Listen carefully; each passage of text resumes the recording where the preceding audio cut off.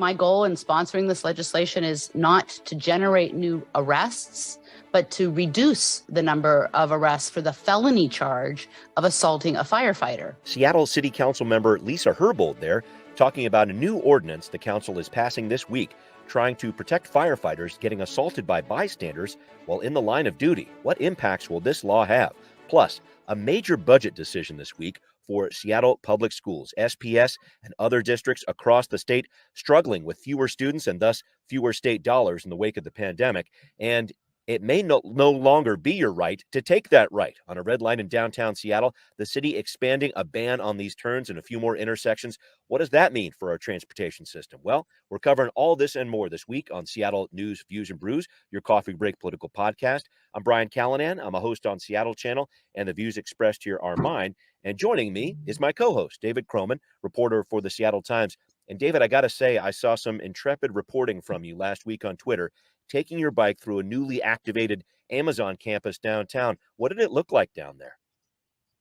Yeah, it was cool. It was, I think this was like day 2 or 3 of return to the office for them. And yeah, it felt like 2019. It was, long lines of food trucks. And right. Yeah, it was the busiest I think I've seen down any part of downtown for, basically 3 years now. It was, it was kind of neat. Yeah, we shall see. We shall see. Well, thank you, David, for joining me. And thanks to our background noise sponsor, City Grind Espresso on the first floor of City Hall. Thanks also to our show patrons. The Seattle News, Views, and Brews sticker campaign is happening, folks. We need your help. Please join us as a supporter of the show. You can get your very own decal for just $5 a month, that pledge there. We like to feature our sticker action photos on the show, too.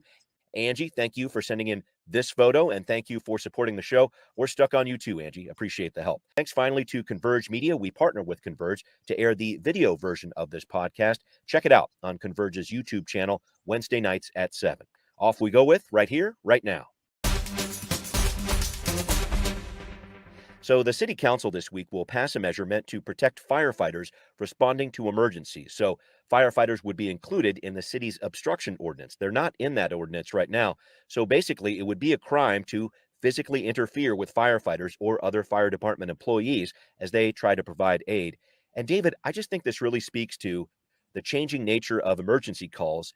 In years past, who would try to stop a firefighter from fighting a fire or helping a medical patient? It always seemed to me when I was covering breaking news stories like this that firefighters were somehow separate from that action. But now these stories we're hearing of rocks being thrown, punches, death threats, they're right in that mix, and it sounds like they really need some help.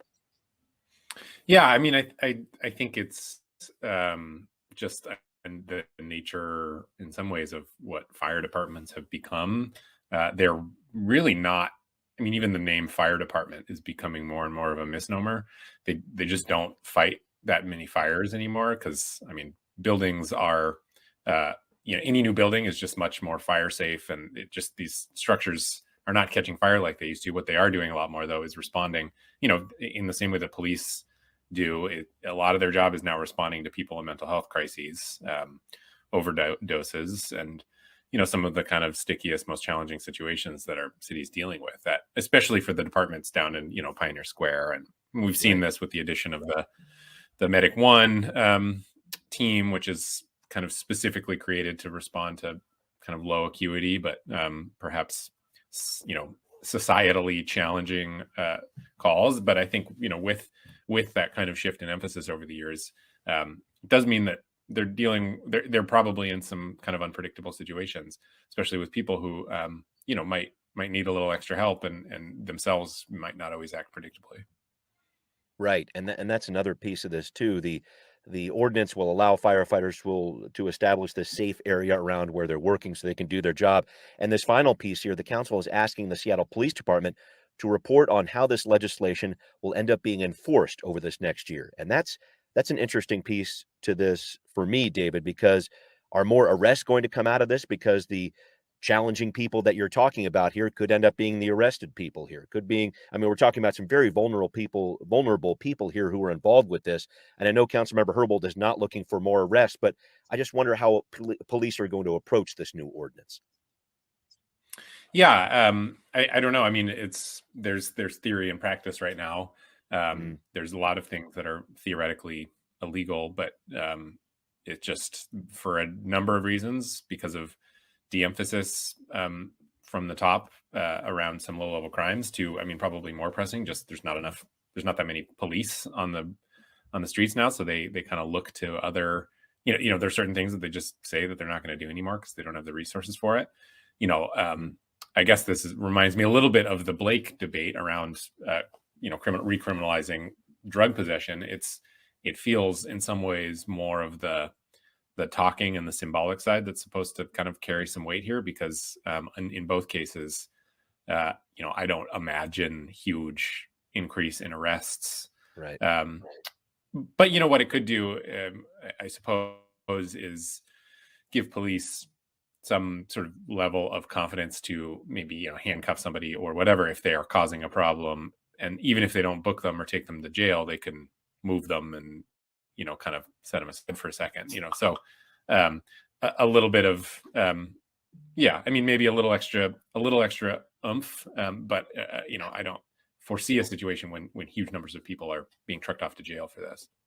Yeah, it'll be interesting to see how this plays out. But just, you're very right, a changing nature of how the city responds to emergencies and dealing with some very deep social issues there. So, David, thank you for breaking down that part. I wanted to move on to a labor issue here. A new ordinance in committee this week for the council protecting app-based workers who are dealing with being deactivated from the app they're working for. So this is part of a suite of bills the council has been working on over the past couple years here to make sure the growing number of gig workers in Seattle does have protection, like a minimum wage last year, sick and safe leave this year. And now we're talking about deactivation. So an example of this, let's say you're a gig worker and you didn't take that job that you saw on the app that was close by you. The council studies show you can be deactivated from the app without much explanation or due process. And I wondered about this, David, because we saw the app-based companies really pushing back last year when the minimum wage measure went into effect, but that passed. And then sick and safe leave passed this year, first city in the country to do it right here in Seattle. It seems like the council's on a bit of a roll with this legislation. And I just wonder where or how app-based companies are going to push back this time. What do you think about this whole deactivation thing?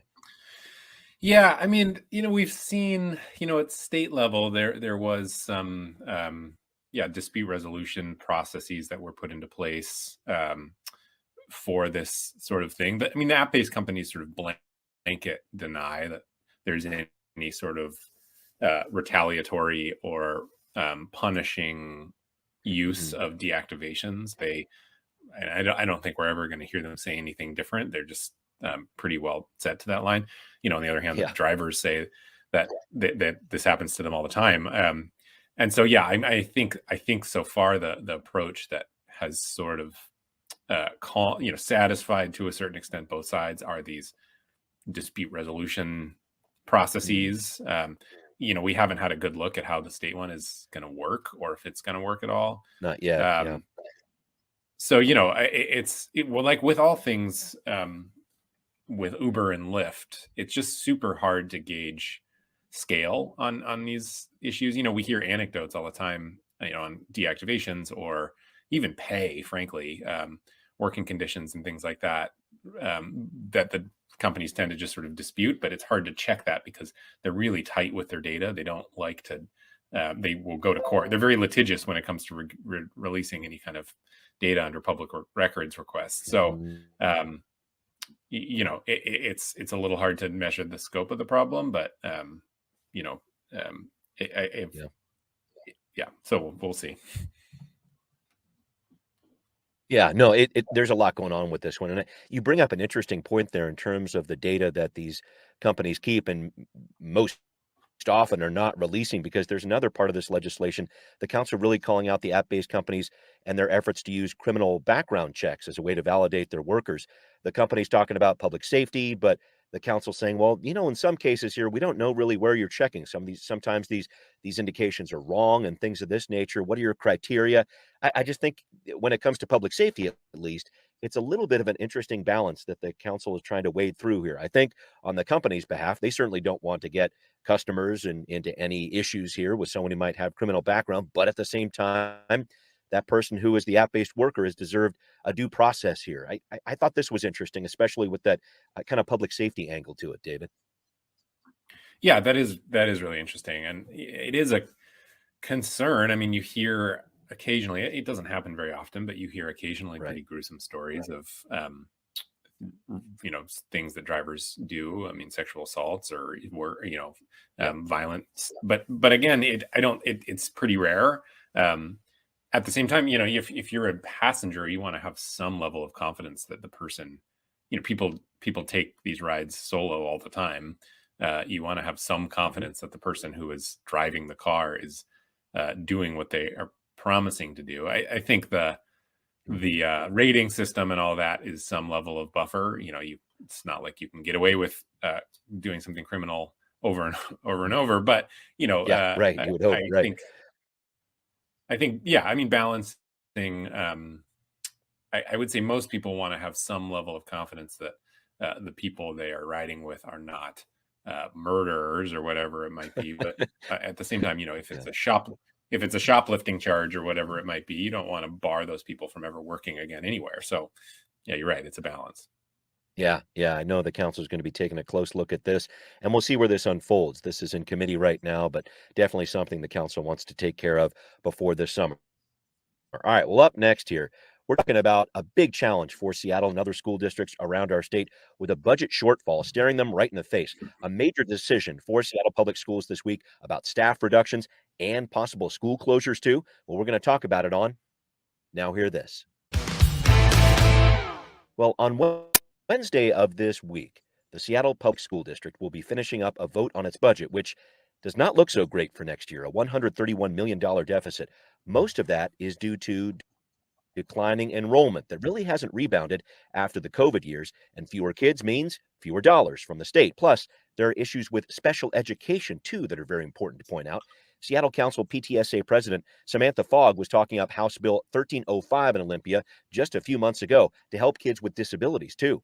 We need to center the outcomes for students and honor their civil rights. You've heard a lot about special education this session, and this bill is about accountability. We have too many children who should be getting special education, but who are not being served. David, a lot going on here. I want to look big picture to start. Seattle's talking about laying off 90 central staff next fall and using up its rainy day funds, but leaving open the possibility of closing schools in the fall of 2024. And I mentioned that issue of students leaving the school system during COVID and not coming back.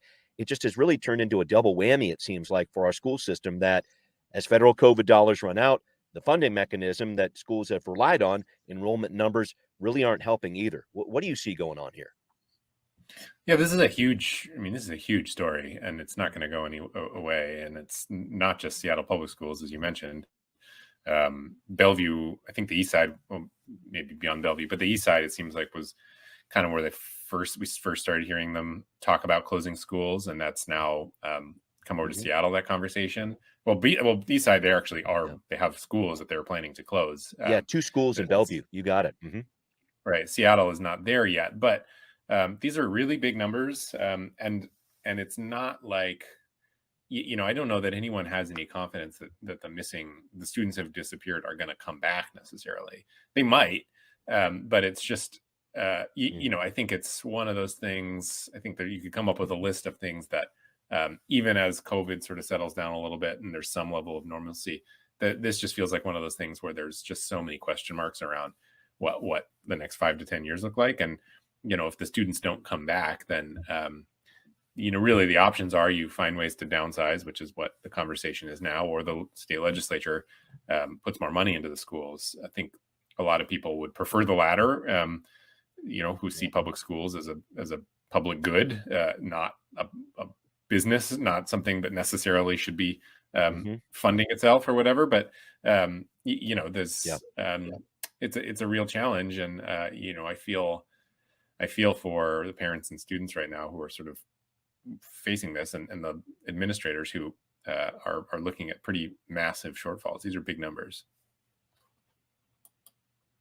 Impossible discussions is what I've heard from so many different advocates. I'm actually working on a story on this week on Seattle Channel. Please check it out, folks. A lot of different voices involved here. You may have seen the headlines about Washington Middle School in the Central District. Looks like its beloved jazz program is probably going to end up getting cut here with what that school is talking about here, with what the district is going through with the budget shortfalls. But I should point out here, David, lawmakers actually pumped in about $3 billion new money into our schools this session. A lot of critics are saying with inflation that didn't go as far as you think. And they also made not a full payment, but what they called a down payment on special education, which the state is supposed to provide, but now it's schools with special levy dollars covering much of that. And I guess I'm looking at this, and I know you've covered these different school issues before with the McCleary decision and what the state tried to do in 2018 with that funding package there. Is it that our schools need a different method of funding? It just seems like this continuing problem that I don't know what's going to rebound here in the next couple of years, as you mentioned here. This whole idea that McCleary was going to fix for this, it just really isn't made out. Yeah, well, I mean, McCleary, it seems like it went a certain distance as far as saying the state has a basic obligation to fund schools at a certain level. But what it didn't do, and what some people wanted it to do, was totally toss out the model of levies of funding schools through local property tax levies, which are kind of it's like can of worms, because then you've got these schools like Mercer Island or Bainbridge Island or whatever it might be that has a wealthy population that's sort of endlessly willing to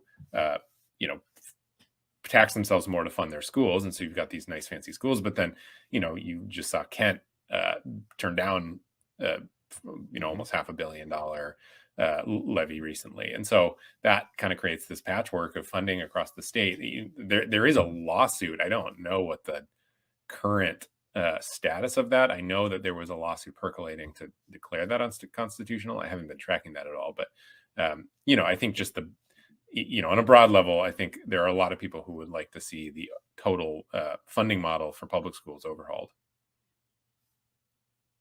Yeah, no, and the special education, I think, is where you might see some legal action too, because this is something the state is definitely supposed to provide, and they basically provided about half of the funding that was needed there. So you have some kids with special needs. It's supposed to be the state's responsibility, and then it falls to these local districts here. I guess it just kind of turns into this. I keep coming back to this impossible decision phrase for our schools. And what they're talking about is, again, the staff reduction here in Seattle over the course of this summer and fall, and then the potential for school closures next year. Do you have any idea that next year it's going to be better somehow, that forecast is going to be better? Because everything I've seen is these numbers of students returning to school, it's not going up. It seems to be declining. Yeah, no, I don't. I mean, again, it's there are a lot of people who track this closely. I have not seen any indication that there's some guarantee that these students are coming back. I mean, because it's sort of, it really reminds me of commuting. It's like transit riders and transportation reporter. I'm going to bring it back to transportation, of course, but Of course, you get in the habit of riding a bus or whatever. But the second you get out of that habit, that's a lot of work to convince people to get back on the bus, because they start driving and they think, hey, this is actually faster and it's easier to find parking. I think there's probably a parallel to schools, which is maybe people went to private school or homeschool or whatever it might be. Homeschool is part of the mix too. Yeah. Yeah, and they decide, what, we kind of like this, and we don't have, I'm going to tell our friends about this, and you kind of set a new precedent, which is hard to undo, I would think. Yeah, no, I'm with you on that one. All right, I wanted to move on to another story here, David. A double dose of transportation news this week, folks. So the city is moving ahead on reducing the number of places downtown, the number of intersections downtown where you can make a right turn on a red light. Looks like 41 more intersections added to the mix, according to SDOT. David, you've reported on this, and I just wanted to follow up on this piece.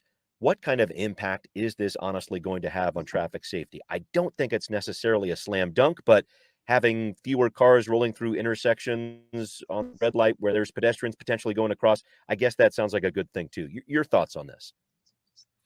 Yeah, I mean, if the goal is, this isn't going to get the city to Vision Zero. This isn't going to eliminate traffic deaths. It might not even eliminate that many. Like pinning the number of deaths or even collisions on right turns on red is sort of difficult. because it's usually the police department doing the coding or whatever it might be, and that shows up as failure to yield, usually not right turn on red. And failure to yield, and includes a lot of other things other than just red lights. What we do know, that there are a lot of conflict between cars and pedestrians and bikers on right turns and at intersections specifically, but those aren't necessarily red lights. Those could be crosswalks or stoplights or whatever it might be. So I don't know that this is going to make an enormous difference, but at the same time, I think everybody has had the experience of, especially on busy trafficy days in downtown, when frustrated drivers are getting backed up and they're making these kind of quick, aggressive right turns to try and sneak in. They're usually looking to the left. They're not looking in the crosswalk, and so it does create the opportunity for sure for a lot of conflict. It'll Got it. Certainly like a lot of changes to the transportation system, I'm sure it'll be monitored closely.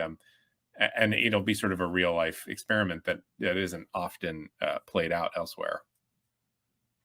Right. And it really does sound like the city wants to try to expand this potentially on a citywide level, as in when new construction is happening, let's say there's work going on around a street or whatever else, it'll be evaluated to see, okay, let's put in a no right on red situation in this new intersection we're working on. Can you talk about that? Because it's not just these 40 intersections we're talking about. This is something that could potentially expand citywide.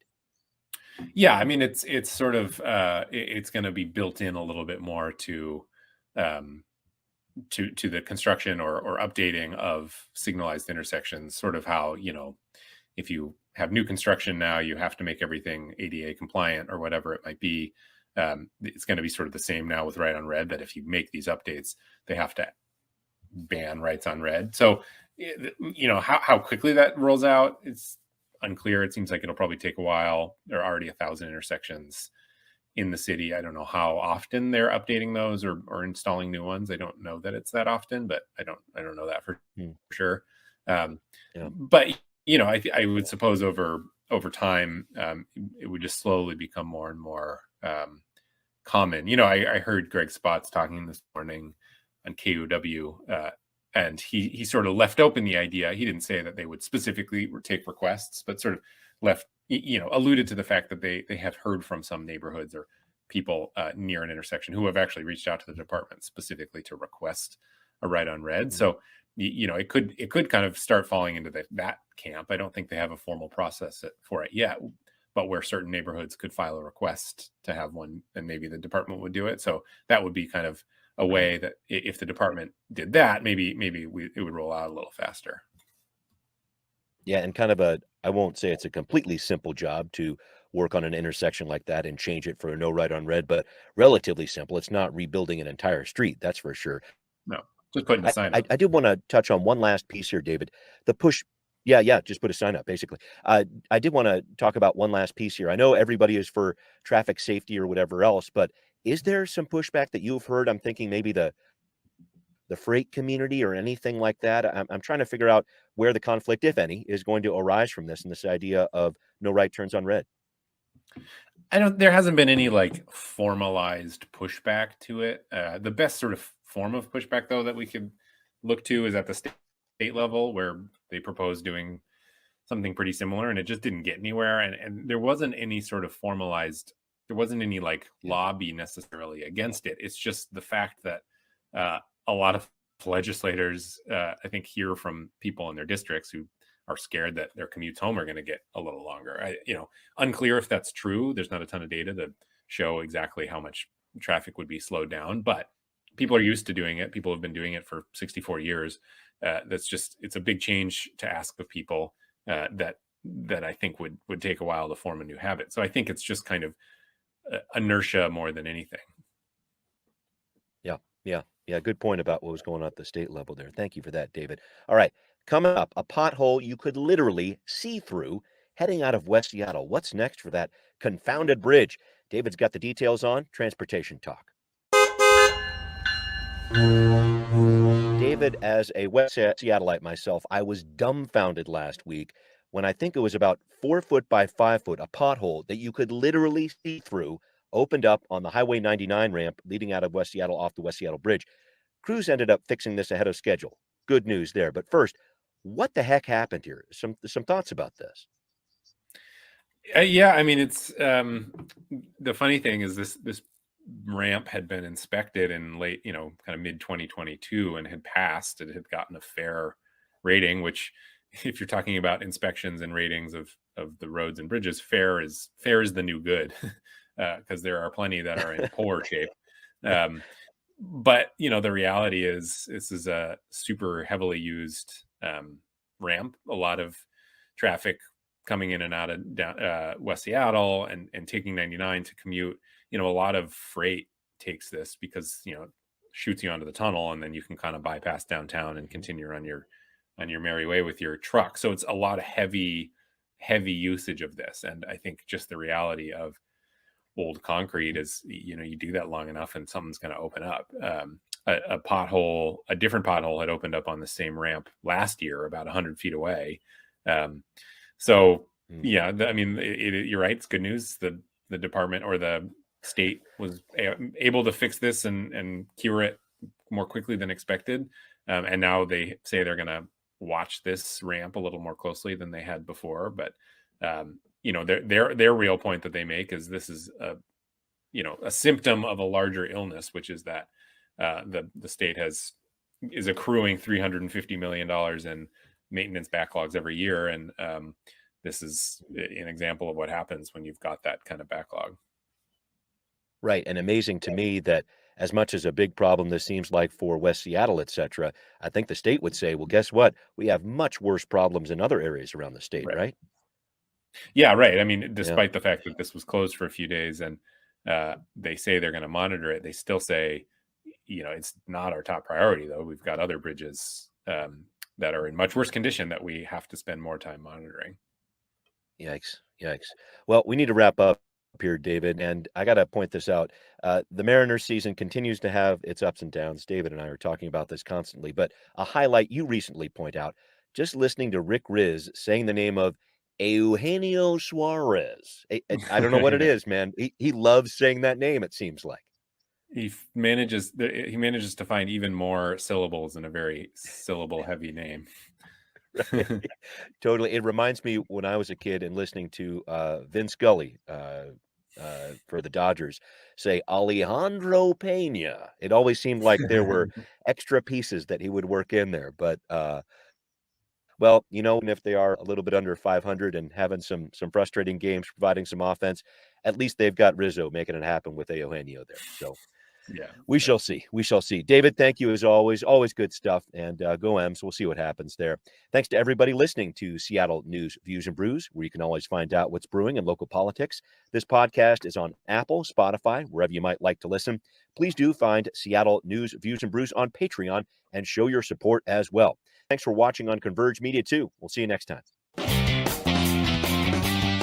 Seattle News, Views, and Brews is an independent production of Callanan Media Services. Copyright 2023.